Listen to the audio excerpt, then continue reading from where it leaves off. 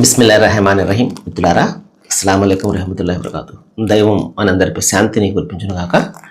మనము మీతో 2 నిమిషాల కార్యక్రమంలో భాగంగా ఖురాన్ యొక్క సందేశాన్ని ప్రతిరోజు వింటున్నాము. ఈరోజు కూడా అతి ముఖ్యమైనటువంటి ఒక మంచి వాక్యాన్ని మీకు తెలియచెప్తాను. ఇది 4వ అధ్యాయము 10వ వచనము 10వ వాక్యము. ఇక్కడ దైవము అనాథుల గురించి చెప్తున్నాడు. అనాథలు అంటే తల్లి తండ్రి కోల్పోయినటువంటి వాళ్ళు, తల్లి కోల్పోయినా తండ్రి కోల్పోయినా లేకపోతే ఇద్దరిని కోల్పోయినప్పటికీ కూడా అనాథలు అని చెప్పేసి మనం చెప్తాం. మహాశలారా, ఈ ప్రపంచంలో తల్లి తండ్రులు ఉండి కూడా మరి అనేకమైనటువంటి అవసరాలు తీరనటువంటి పిల్లలు మన చుట్టూ కూడా కనబడుతూ ఉంటారు. వారి యొక్క బీదరికం కారణం కావచ్చు, లేకపోతే మరొకటి కారణం కావచ్చు, వారి యొక్క అవసరాలు తీరవు.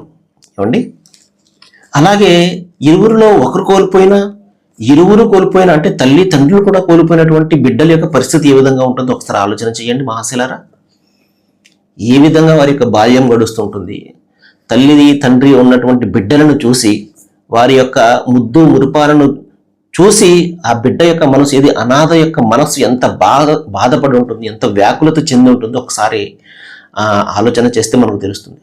అటువంటి అనాథల గురించి దైవం ఇక్కడ ఏం చెప్తున్నాడు అంటే, అనాథుల ఆస్తిని అన్యాయంగా ఎవరైతే తింటారో వారు తమ పొట్టలను అగ్నితో నింపుకుంటున్నారు. తప్పకుండా వారు ఆ నరకాగ్నికి తోయబడతారు. మహాశిలారా, మళ్ళా నరకం యొక్క జ్ఞాపకాన్ని తెస్తూ దైవము దాని యొక్క భయాన్ని చూపిస్తూ మనలను సరిచేసే ప్రయత్నం ఇక్కడ దైవం చేస్తున్నాడు.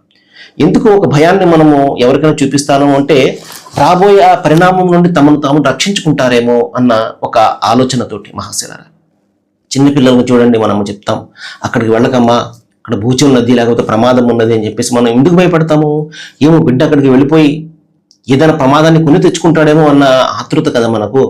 దైవం కూడా, మనమందరం కూడా దైవ సృష్టే కదా, ఆయన చేత పుట్టించబడ్డ వాళ్ళము, సృష్టించబడ్డ వాళ్ళమే కదా మనమందరం కూడా. కాబట్టి అందరి పట్ల ఆయనకు ఒకే రకమైనటువంటి ప్రేమ ఉంటుంది. ఏ విధంగా అయితే ఒక తండ్రికి తన బిడ్డలందరిపై ఏ విధంగా సమానమైనటువంటి ప్రేమ ఉంటుందో అదే చెప్తున్నాడు.